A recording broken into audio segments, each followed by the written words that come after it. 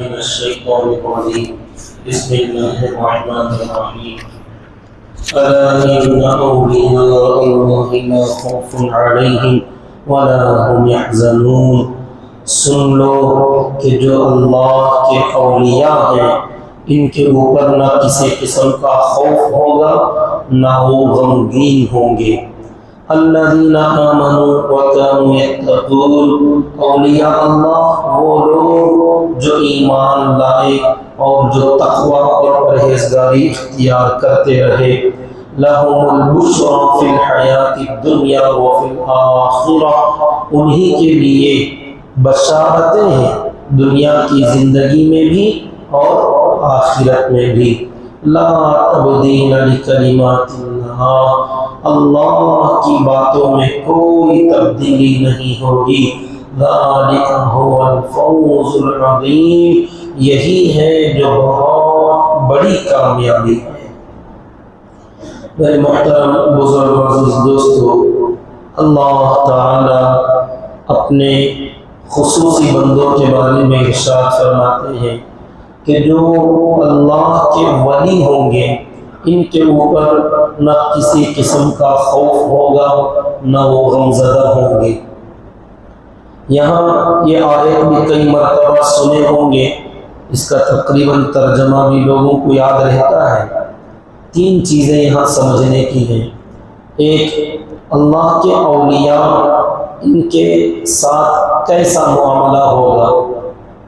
دوسرا، اللہ کے جو اولیاء ہوتے ہیں، اولیاء اللہ وہ کیسے ہوتے ہیں، ان کی پہچان کیا۔ تیسری چیز یہ کہ اولیاء اللہ کیسے بنتے ہیں، اولیاء اللہ کے ساتھ کیسا معاملہ ہوتا ہے۔ دوسرے، اولیاء اللہ کیسے ہوتے ہیں، ان کی پہچان کیا۔ تیسری چیز، اولیاء اللہ کیسے بنتے ہیں، اس کا طریقہ کیا۔ سب سے پہلے اللہ تعالیٰ نے جو بات یہاں فرمائی ہے کہ جو بھی اللہ کے ولی ہوں گے ان پر نہ کسی قسم کا خوف نہ کسی قسم کا غم۔ اب یہ کہاں، کیا دنیا میں یا آخرت میں؟ تو آگے اللہ نے فرمایا ہے لَهُمُ الْبُشْرَى فِي الْحَيَاةِ الدُّنْيَا وَفِي الْآخِرَةِ، یہ بشارتیں دنیا میں بھی ہیں آخرت میں بھی، لیکن خوف اور غم ان کے اوپر نہیں ہوگا، یہ مطلق فرمایا۔ مطلق بولے تو کہ دنیا میں ایسا ہوگا یا آخرت میں، کہیں تک بھی تذکرہ نہیں ہے کہ کبھی بھی ان کے اوپر نہ کسی قسم کا خوف نہ کسی قسم کا غم۔ تو مطلب دنیا میں بھی ان کا حال ایسا ہی رہے گا اور آخرت میں تو ویسا ہوگا ہی۔ سب سے پہلے خوف اور غم، دونوں چیزیں ہمیں تو لگتا ہے تقریباً ایک ہی ہے، خوف غم، لیکن عربی کے الفاظ، عربی کی زبان تو جیسا کہ ہم نے کئی مرتبہ کہا، ایسا ترجمہ اور ایسا مطلب جو عربی زبان میں ہے وہ کسی دوسری زبان میں نہیں لا سکتے۔ خوف جو ہوگا آگے آنے والے کسی خطرے کے بارے میں سوچ کر جو ڈر دل میں پیدا ہوتا ہے اس ڈر کو خوف کہتے ہیں۔ آگے آنے والے خطرات کے بارے میں ابھی آیا نہیں، پیش نہیں آیا، آئندہ پتہ نہیں کیا ہوگا میری زندگی میں۔ اب تو ماشاءاللہ بہت اچھا ہوں، کھاتا پیتا ہوں، صحت مند ہوں، آگے پتہ نہیں کیا ہوگا، مہنگائی بڑھتی جا رہی ہے، آگے کی زندگی کیسی گزرے گی، میری بیوی بچوں کا کیا بنے گا۔ فیوچر کے بارے میں اگر یہ دیکھا جائے تقریباً ہر آدمی اس میں خوف زدہ ہے۔ فی الحال الیکشن کے زمانے میں بہت سارے لوگوں کو خوف ہے کہ پتہ نہیں کون سی پارٹی آئے گی، کس کی حکومت بنے گی تو کیا ہوگا، کیا کیسے ہو جائے گا۔ یہ جو بھی خطر خوف ہے آگے کے بارے میں سوچ کر، جو ابھی آیا نہیں ہے لیکن اس کے بارے میں سوچ کر جو دل میں ڈر پیدا ہوتا نا، اس کو خوف کہتے ہیں۔ اور غم جو گزر گیا، جو ہماری زندگی میں کچھ ایسے انہونیاں، کچھ ایسے گھٹنائیں ہوتی ہیں، کچھ ایسے کام ہوتے ہیں جسے ہم نہیں چاہتے تھے، مگر ہو گئے ہیں۔ کسی کا گھر لٹ گیا، کسی کی دکان لٹ گئی، کاروبار ختم ہو گیا، فیکٹریاں تھی بند ہو گئی، جاب تھا جاب لیس ہو گیا، آدمی طرح طرح سے کنگال ہوتا چلا گیا، دنیا کی نعمتیں ملی تھیں چھن گئی، صحت مند تھا بیمار پڑا ہوا ہے۔ تو ایسی اولاد کی نعمت تھی، کسی کی اولاد دنیا سے پردہ کر گئی، انتقال کر گئی ہے۔ تو ایسے بہت سارے غم ہیں جو گزر چکے ہیں ہماری زندگی میں، لیکن جب اس کا آدمی کے ذہن میں تذکرہ ہوتا نا، کبھی وہ یاد کر لیتا ہے تو اندر سے ٹیس اٹھتی ہے، درد پیدا ہوتا ہے اندر سے، اس درد کا نام ہے غم۔ آگے آنے والے خطرے کے بارے میں سوچ کر جو ڈر پیدا ہوتا نا، اس کا نام ہے خوف۔ جو پیچھے گئے ہوئے زندگی میں جو نہیں چاہتے تھے ہم، وہ چیزیں جو ہو گئی ہیں اسے یاد کر کے جو تکلیف ہوتی ہے، اس تکلیف کا نام ہے غم۔ تو اللہ تعالیٰ فرماتے سن لو، یہ ڈر اور یہ غم، آگے کا ڈر پیچھے کا غم، یہ دونوں چیزیں دنیا کے تمام انسانوں کو ٹینشن اور ڈپریشن میں ڈال دیتی ہیں۔ وہ بہت زیادہ فکر مند ہو جاتے ہیں، غم زدہ ہو جاتے ہیں، گھبراہٹ کا شکار ہو جاتے ہیں۔ لیکن انہی انسانوں کے بیچ میں ایک جماعت ایسی ہے جو اللہ کے ولی ہوتے ہیں، ان کو آگے کے بارے میں بڑے سے بڑے خطرات کے بارے میں سوچیں گے۔ ڈر تو ہوگا کیونکہ فطرت انسانی ہے، انسان ہونے کی وجہ سے ہلکا پھلکا ڈر تو آئے گا، لیکن جیسے ہی ڈر آیا فوراً وہ بندے اللہ کی طرف توجہ کرتے ہیں، ارے ان تمام ڈروں کو، خوف کو دور کرنے والی ذات تو اللہ کی ہے، یہ خوف آتا بھی اسی کی طرف سے ہے، جاتا بھی اسی کی طرف سے ہے۔ جب وہ اللہ ہمارے ساتھ ہے تو پھر ڈر کس بات کا؟ تو وہ جیسے ہی آیا فوراً بھاگ بھی گیا، اور جو چیزیں گزر گئی پیچھے وہ یاد آتی ہیں، جیسے عام لوگوں کو یاد آئی، اللہ کے نیک بندوں کو بھی یاد آتی ہیں، ان کو بھی تکلیف ہوتی ہے، لیکن وہ سوچتے ہیں انا للہ و انا الیہ راجعون، کہ بھئی ہم سارے کے سارے اللہ ہی کی ملکیت ہے۔ اگر وہ چیزیں چلی گئی، ہماری اولاد چلی گئی، ہماری نوکری چلی گئی، ہمارا گھر چلا گیا، ہماری فیکٹریاں چلی گئی، تو کیا ہوا؟ ایک دن تو میں خود چلا جاؤں گا۔ جب یہ اس کے ذہن میں آتا ہے تو پھر کتنی بھی چیزیں جو اس کی زندگی میں گئی ہیں وہ اسے ہیچ معلوم ہوتی ہیں۔ ارے جب میں ہی نہیں رہتا تو باقی چیزیں رہنے یا نہ رہنے سے فرق کیا پڑنے والا؟ تو یہ دونوں چیزیں ہر بندے میں آتی ہیں۔ فرق یہ ہے کہ جو اللہ کے بندے ہوتے ہیں، ولی جو ہوتے ہیں، ان کو آگے کے بارے میں اتنا زیادہ خوف زدہ آپ نہیں دیکھو گے۔ جس کی بھی حکومتیں آئیں، جو بھی مسلط ہو جائے، اللہ ہمارا نگران ہے، اللہ ہمارا ذمہ دار ہے۔ جب وہ ہے ہمارے ساتھ، باقی ساری دنیا اس کے اشاروں پر ناچتی ہے۔ جب ہم اس کے ہو گئے، من کان للہ کان اللہ لہ، جو اللہ کا ہو گیا اللہ اس کا ہو جاتا ہے۔ جب اللہ کسی بندے کا ہو جائے تو ساری کائنات مل کر اس بندے کا ذرہ برابر نقصان نہیں کر سکتی۔ تو یہ ہے اولیاء کرام کا معاملہ دنیا کے اندر، کہ ان کے اوپر بھی بیماریاں آئیں گی، لیکن وہ ایسا ہول پکار چیخ مار دھاڑ نہیں کرتے جیسے لوگوں کے سامنے شکوے شکایتیں کرتے پھرتے ہیں۔ نہیں، اس میں بھی کہتے ہیں الحمدللہ اللہ کا احسان ہے۔ جیسا کہ اس سے پہلے کہا تھا، اگر آنکھیں چلی بھی جاتی ہیں تو اللہ کے بندے کہتے ہیں بصارت کھو گئی لیکن بصیرت تو سلامت ہے۔ ارے بیماری تو آئی لیکن اللہ کا احسان ہے، عبادت کی توفیق ابھی بھی ملی ہوئی ہے۔ عبادت، نماز بھی ہو رہی ہے، روزہ بھی ہو رہا ہے، ذکر بھی ہو رہا ہے، تلاوت بھی ہو رہی ہے۔ ہاں کچھ بیماریاں ہیں، شوگر ہے، بی پی ہے، ہارٹ ہے، بیماریاں ہیں، لیکن اللہ کی عبادتوں سے محروم نہیں ہوئے۔ یہ ہے اولیاء اللہ میں اور عام بندوں میں فرق۔ اور فرمایا ان کے لیے دنیا کی زندگی میں بھی بشارتیں ملتی ہیں۔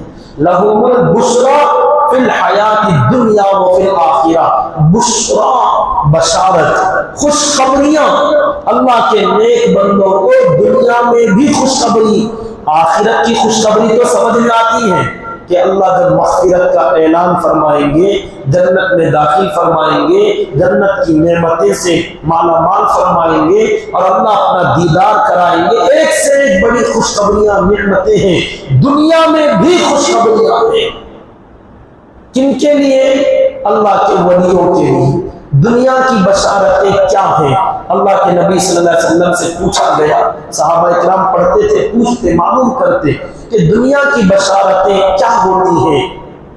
تو آپ نے فرمایا جب اللہ کا نیک بندہ کوئی بھی عبادت کرتا ہے، نماز پڑھتا ہے، ذکر کرتا ہے، تلاوت کرتا ہے، صدقہ خیرات کرتا ہے، امر بالمعروف یا نہی عن المنکر، کوئی بھی کام اللہ کی عبادت کا، دین کی خدمت کا کرتا ہے، وہ اللہ کو دکھانے، اللہ کو راضی کرنے کے لیے کرتا ہے، لیکن بندے اسے دیکھ لیتے ہیں، بندوں کی نظر پڑ جاتی ہے تو بندے اس بندے کی تعریف کرتے ہیں، اس کی عبادت کی تعریف، اس کے خلوص کی تعریف، اس نے حسن تعبیر کی تعریف اور اس کی عبادتوں کی تعریف جب ہوتی ہے تو اللہ کے نبی صلی اللہ علیہ وسلم نے فرمایا اس نے لوگوں کو خوش کرنے کے لیے تو نہیں کیا تھا اللہ کے لیے، لوگوں نے دیکھ کر تعریف کرنا شروع کر دیا کہ ماشاءاللہ اس آدمی کی نماز ایسی ہے، اس آدمی کی تلاوت اتنی پیاری ہے، یہ آدمی اللہ کا ذکر ایسا کرتا ہے،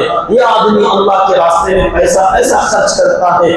یہ جو تعریفیں ہوتی ہیں اللہ کے نبی صلی اللہ علیہ وسلم نے فرمایا یہ دنیا کا جلد بدلہ ہے جو اللہ نے دنیاوی میں دے دیا، کیونکہ یہ تعریف بھی لوگوں کی زبانوں سے آسانی سے نہیں ملتی۔ لوگ کسی کی تعریف اتنا آسانی سے نہیں کرتے، یاد رکھنا۔ آج یہ سیاستدان، سوشل ورکرز کسی دو چار تعریف کے جملے سننے کے لیے چپل گھسا دیتے ہیں، اپنا مال پیسہ پانی کی طرح بہا دیتے ہیں، لوگوں کے قدموں میں گرے جاتے ہیں صرف اتنا سننے کے لیے کہ واہ کیا خدمت کرنی بھی تمہیں، اتنا بولنا لے تو اس نے ایک مہینہ، 2 مہینے، 1 سال تک بولنا نہیں، فلاں جگہ میری تعریف ہوئی تھی، 2-4 آدمی میرے بارے میں بول رہے تھے، کیا بہت اچھا کام کر رہی، بس یہ اتنا سننے کے لیے آدمی تڑپ جاتا ہے۔ لوگ پارٹیاں کرتے ہیں، دعوتیں دیتے ہیں، لوگوں کو بلاتے ہیں صرف یہ سننے کے لیے کہ جاتے ہوئے 2-4 جملے تعریف کے بول کر جائیں، بہت اچھا کرے، دعوت بہت اچھی تھی، اتنا سننا چاہتا ہے آدمی، لیکن لوگ وہ بھی نہیں کرتے، جاتے جاتے بول کے جاتے نمک ذرا کم تھا، تیل زیادہ ہو گیا تھا، مٹھا ذرا اوور ہو گیا تھا۔ اب آدمی کا دل ہی مر جاتا ہے یار کیا کس واسطے تھا اور مل کیا رہا ہے۔ بات سمجھ رہے؟ تعریف لوگ چپکے نہیں کرتے، جب کسی بندے کی تعریف مخلوق کرنے لگے تو سمجھ لینا یہ اللہ کا نقد انعام ہے۔ اللہ نے فرمایا یہ بشارتیں عام لوگ تڑپ جاتے ہیں دیکھنے اور سننے کے لیے، لیکن میرے جو ولی ہوتے ہیں میں ان کو گھر بٹھا کے دے دیتا ہوں۔ ایک چیز یہ، دوسری چیز اللہ کے نبی صلی اللہ علیہ وسلم نے فرمایا جب تمہیں خواب میں کوئی ایسا خواب نظر آئے جو تمہارے دل کو اچھا لگے، اس خواب کو دیکھنے کے بعد تمہیں خوشی ہونے لگے، تمہارے جسم پر، تمہارے چہرے پر خوشی کے آثار ظاہر ہو، تو سمجھ لینا یہ خواب اللہ کی طرف سے بشارت ہے۔ کوئی بھی خواب، اور ایسے ہی کوئی دوسرا آدمی تمہارے بارے میں خواب دیکھتا ہے، وہ آ کے بتاتا ہے آج رات میں نے آپ کے بارے میں ایسا خواب دیکھا کہ آپ خانہ کعبہ میں ہیں، طواف کر رہے ہیں، میں بھی آپ کے ساتھ ہوں، فلاں کچھ بھی، آپ مدرسہ پڑھاتے بیٹھے ہیں، میں آپ کے پاس آیا تو آپ مجھے ایسا بولے۔ کوئی بھی ایک اچھا خواب کوئی آدمی تمہارے بارے میں دوسرا دیکھتا ہے تو آقا نے فرمایا یہ خواب بھی تمہارے لیے اللہ کی طرف سے بشارت ہے کہ کیا کہنے تمہارے بارے میں کوئی دوسرا خواب میں دیکھے، یہ عام بندوں کے لیے نہیں ہوگا، ہاں دوسروں کے لیے دیکھتے ہیں कौन की भगाने को आ रहा, चाकू लेकर दौड़ने को आया, उन्हें नली निकल रहा, लोग आके बताते मेरे दोस्त, मेरा अच्छा जिगरी दोस्त ऐसे कर रहे मेरे साथ, ये शैतान की तरफ से है जो जिसके अंदर डर पैदा हो, घबराहट पैदा हो जाए, आदमी पसीना पसीना होने लग जाए। आका ने फरमाया जब ऐसे ख्वाब देखो तो जब बेदार हो जाता आदमी, जाग जाता है, तो अपने बाईं तरफ 3 मरतबा थुटकार देना, थूकना नहीं वरना बीवी थप्पड़ मारेगी, थुटकारना, ज़बान आहिस्ता से इधर थुटकारना। फरमाया ये शैतान की तरफ से होता है। जब भी कोई बुरा ख्वाब देखो बाईं तरफ 3 मरतबा आहिस्ता से थुटकारो और अऊज़ु बिल्लाहि मिनश शैतानिर रजीम पढ़ो। जिस करवट पर सोए हो वो करवट तब्दील करके सो जाओ। अच्छा ख्वाब अल्लाह की तरफ से बशारत, लोगों की तरफ से तारीफ। जब भी सुनो अल्लाह का शुक्र अदा करो कि अल्लाह का एहसान है कि मेरे रब ने फ्री में, मुफ्त में मेरा नाम ऐसे करा दिया है। हम लाख कोशिशें कर लेते, करोड़ों रुपया खर्च कर देते, तब भी ये जुमले तारीफ के सुनने को ना मिलते। ये अल्लाह का देन है, इनाम है। तीसरी चीज बशारतें, लोगों का, आम इंसानों का किसी भी आदमी से बेलौस मोहब्बत करना, बगैर किसी गर्ज के मोहब्बत करना, यह अल्लाह की तरफ से बशारत है। वरना तो मतलब की दुनिया है, यहां कौन किसको पूछता है, मतलब की दुनिया में कौन किसको पूछता है। यहाँ पर यहाँ कोई किसी के सलाम का जवाब भी नहीं देता बगैर मतलब के। आप सलाम भी करते फिरो ना तो सामने वाला देखकर भी अनदेखा कर देता, क्या जवाब देना, इसकी क्या वैल्यू है। क्या एहसान है अल्लाह का कि कुछ बंदे ऐसे होते हैं तो जो रास्ते में जा रहे हो, हम देखें भी ना लेकिन लोग आगे से सलाम कर दे कि हज़रत अस्सलाम वालेकुम, मौलाना अस्सलाम वालेकुम। क्या कहने कि हम सलाम अगर ना भी करें, अगर हमारी नजर ना भी पड़े तो लोग, कुछ लोगों को सलाम करने को अपनी खुशनसीबी समझते हैं। कुछ वो बंदे हैं जो सलाम करे तो जवाब मिलना मुश्किल, कुछ वो बंदे हैं जो अगर ना भी देखे तो लोग सिर्फ सलाम करने के लिए आगे आते हैं, सिर्फ मुसाफा करने के लिए आगे आते हैं, 2-4 बातें करने के लिए आ जाते हैं, देखने के लिए आ जाते हैं। तो ये अल्लाह की तरफ से बशारतें हैं और ये चीजें आम बंदों को नहीं मिलती। अल्लाह ने फरमाया ये मेरे औलिया जो होंगे, औलिया अल्लाह को ये नेमत अता फरमाता। तो औलिया अल्लाह कैसे, उनके साथ कैसा मामला होता है कि उनके ऊपर आगे का कोई खतरा, पीछे का कोई गम कभी भी परेशान नहीं करता। और दूसरी चीजें हमेशा उनके लिए बशारतें, कभी ख्वाब के जरिए, कभी लोगों की तारीफ के जरिए, कभी लोगों की मोहब्बत के जरिए से ये इनाम उनको मिलता रहता है। तो ये औलिया अल्लाह की पहचान है। जैसा कि अल्लाह ने और जगह फरमाया इन्नल्लज़ीना आमनू व अमिलुस सालिहात, जो ईमान वाले और नेक अमल करने वाले बंदे हैं, सयजअलु लहुमुर रहमानु वुद्दा, रहमान उनकी मोहब्बत मखलूक में डाल देता है। मखलूक बगैर किसी गर्ज के चाहने लगती है और मोहब्बत करने लगती है। वो चाहते हैं कि हजरत आप थोड़ी देर हमारी दुकान पर आ जाएं, हमारे घर में आ जाएं, मेरी गाड़ी में बैठ जाएं, मेरे कार में बैठ जाएं। नई नई गाड़ियां लोग खरीद कर आते हैं और कहते हैं आप एक बार टेस्ट ड्राइव कर लीजिए या एक बार हमारी गाड़ी में बैठ जाइए, आपके हाथ से चाबी डाल दीजिए। क्या कहने, लाखों रुपए की चीजें लोग खरीदते हैं और स्टार्ट हमारे हाथ से कराने लग जाए किसी भी ऐसे बंदे के हाथ से, तो समझ लेना वो बंदा अल्लाह का वली है जिसे अल्लाह ताला ये नेमतें अता फरमाता है। और ये चुटकी नहीं मिलती, याद रखना। दूसरी चीज, ये तो औलिया अल्लाह के साथ कैसा मामला होगा मुख्तसर बता रहा हूं। दूसरा, औलिया अल्लाह की पहचान क्या, कौन है अल्लाह के वली, वो लोग कैसे होते हैं, उनको हम पहचानेंगे कैसे। एक पहचान है लोगों के अंदर, आम तौर पर लोग ये समझते हैं अल्लाह के वली बोले तो एकदम गोरे خوبصورت گورے چٹے چہرے پر ان کے خون ٹپک رہا ہوگا، اتنے ایسے خوبصورت ہوں گے، لال ٹماٹر کی طرح لمبے قد کے ہوں گے، 6-6.5 فٹ کے ہوں گے، لمبے اونچے، ماشاءاللہ، سینہ اتنا بھاری بھرکم، لمبی داڑھی، نورانی چہرہ، اور ہاتھ میں کوئی تسبیح، اور جب وہ اشارہ کرے تو ان کے ہاتھ سے نور نکلے گا، وہ ہوا میں اڑیں گے، پانی پر چلیں گے، آگ پر گھس کے نکل جائیں گے، کرامتیں دکھائیں گے، وہ کچھ بھی کر سکتے، وہ اشارہ کر دے تو پہاڑ ٹکڑے ہو جائے گا، وہ جو کہتے وہ ہو جائے گا، ان کی پیشین گوئیاں صحیح ہو جائیں گی، وہ ہماری تقدیر کے بارے میں کچھ بول دے گا، کچھ نہیں، یہ سب استدراج ہے، اللہ ماشاءاللہ کچھ کرامتیں ہوتی، اس کا انکار نہیں ہے، لیکن ولی کی پہچان یہ نہیں ہے، ولی کالا کلوٹا بھی ہو سکتا ہے، پست قد اور ناٹا بھی ہو سکتا ہے، لمبا اور دراز قد بھی ہو سکتا ہے، دبلا پتلا بھی ہو سکتا ہے، موٹا بھی ہو سکتا ہے، کیوں؟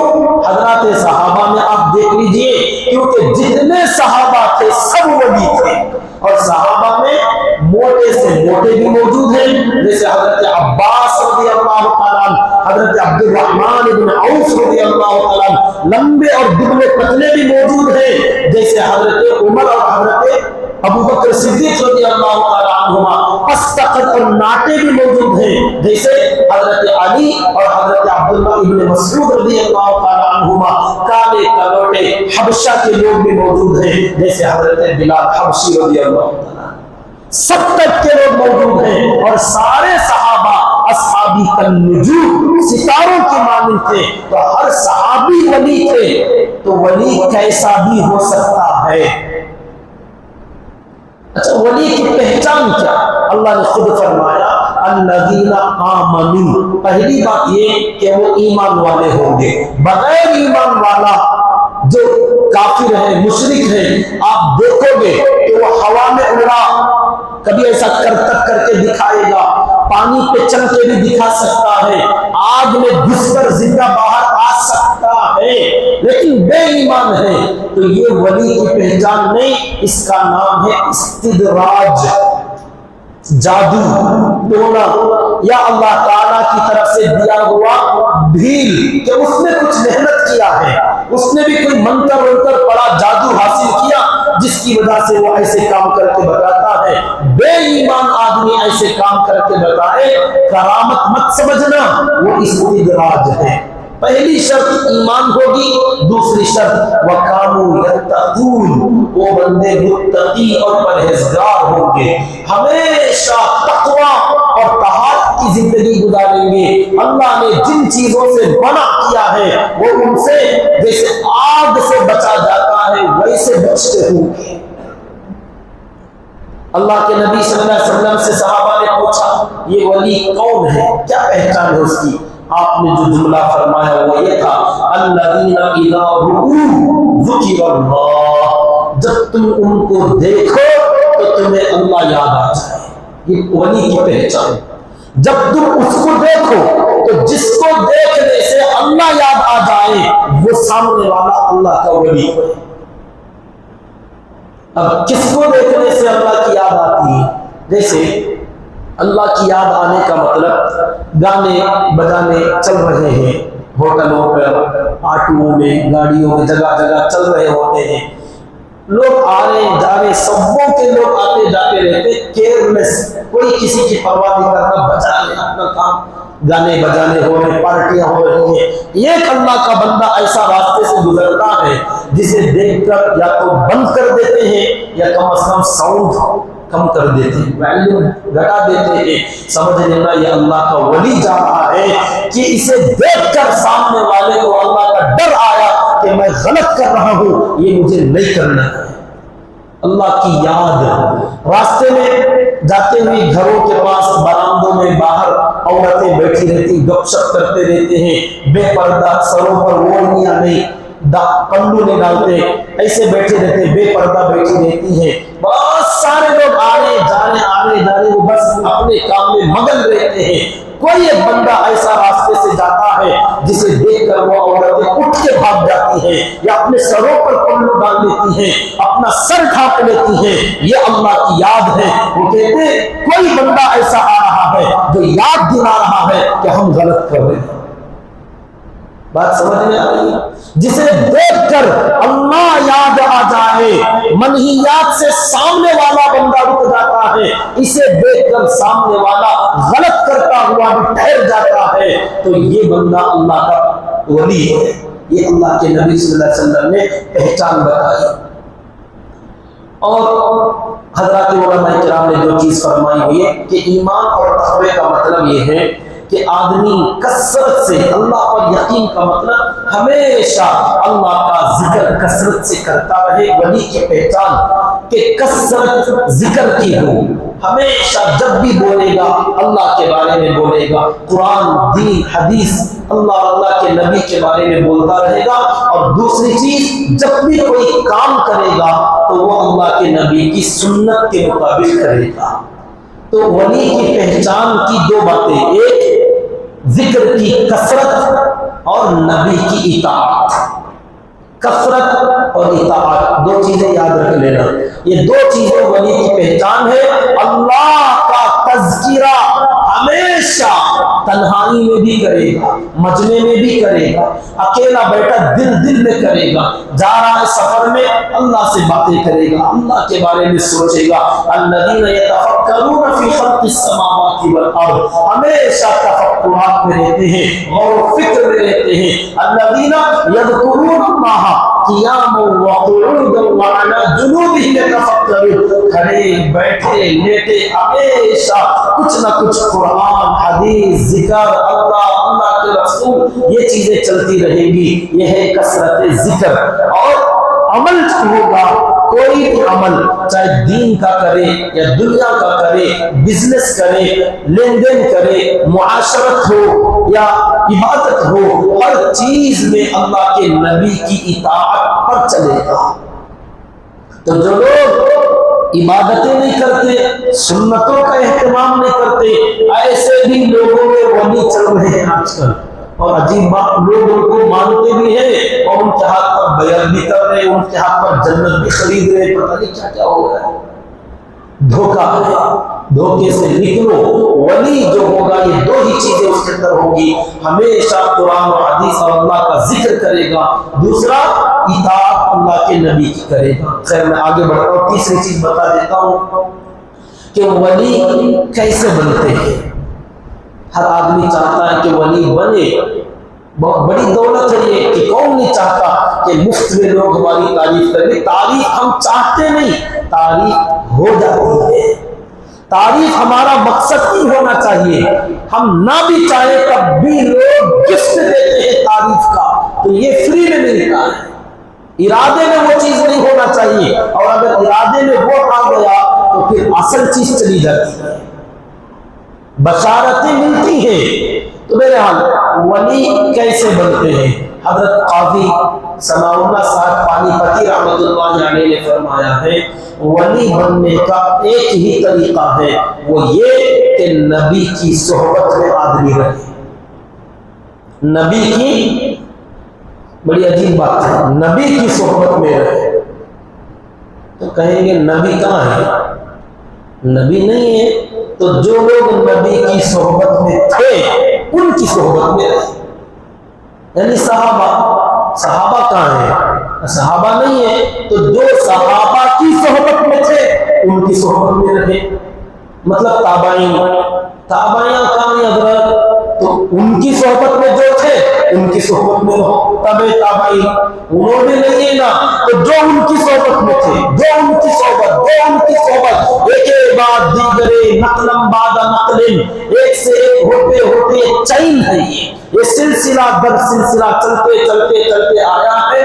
کڑیاں ملتی ہوئی آتی ہیں کہ نبی کی صحبت میں صحابہ کی صحبت میں حضرات تابعین، اور تابعیوں کی صحبت میں تابعی، ان کی صحبت میں محدثین، ان کی اس میں فقہاء، اولیاء اللہ والے، علماء، حفاظ، یہ ایسے ایسے سلسلے چلتے چلتے چلتے چلتے آج بھی وہی اللہ والے مدرسوں میں، مسجدوں میں، خانقاہوں میں جگہ جگہ جو بیٹھے ہیں یہ نسبت یافتہ لوگ ہیں، ایک دوسرے کے ساتھ چین لنک ہے، تو جو اس چین میں جڑا ہوا ہے ان کی صحبت میں بیٹھے۔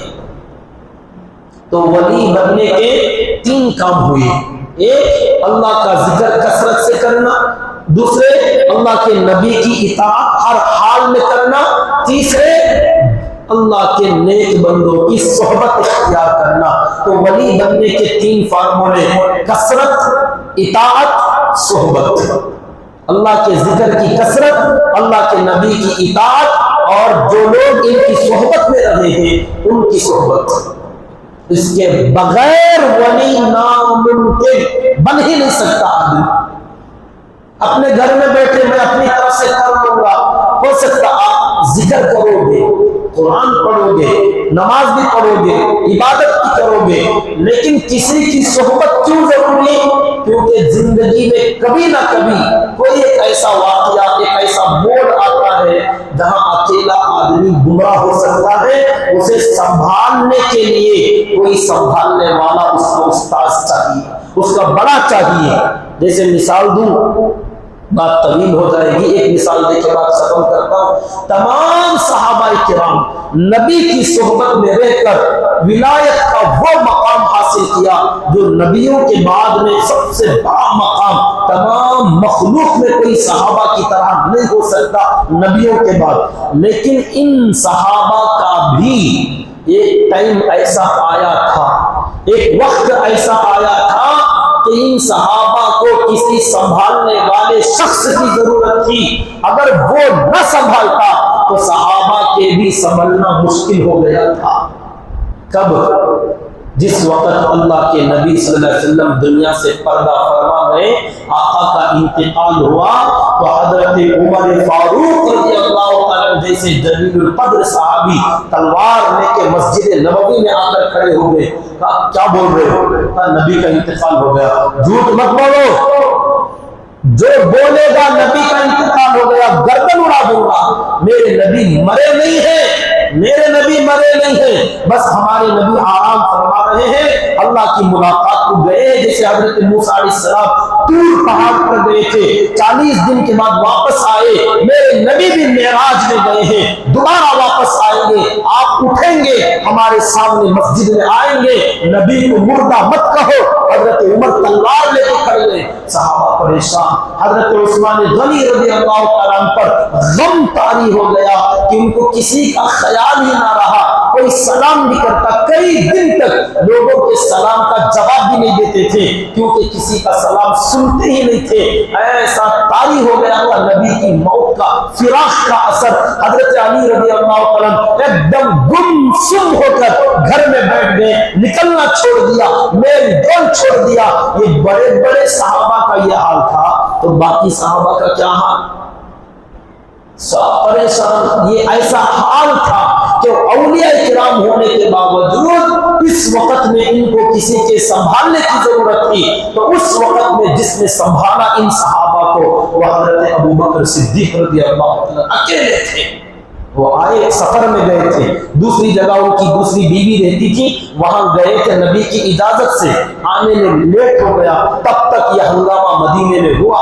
لوگوں سے پوچھا کیا ہوا؟ کہ نبی کا انتقال ہو گیا۔ اندر گئے، جا کے پردہ ہٹا کے دیکھا، آپ کی روح پرواز کر گئی ہے، آپ کی پیشانی مبارک پر بوسہ دیا اور فرمایا نبی جی اللہ آپ پر 2 موتیں طاری نہیں کر سکتا، ایک بار موت آ گئی ہے، دوبارہ اللہ آپ پر موت طاری نہیں کرے گا۔ واپس آئے اور آ کر دیکھا حضرت عمر جوش میں بولے جا رہے، کہا عمر بیٹھ جاؤ، عمر بیٹھ جاؤ، سننے کو تیار، کسی کی بات نہیں سن رہے حضرت عمر رضی اللہ عنہ۔ حضرت ابوبکر اکیلے ان کو چھوڑ دیے، آئے ممبر پر کھڑے ہوئے اور کہا لوگوں ادھر آؤ، جمع کیا اور کہا وما محمد الا رسول قد خلت من قبله الرسل افان مات او قتل انقلبتم على اعقابكم۔ اب یہ آیتیں پڑھنے لگے اور فرمایا من کان یعبد محمدا فان محمدا قد مات ومن کان یعبد رب محمد فان ربه حی لا يموت۔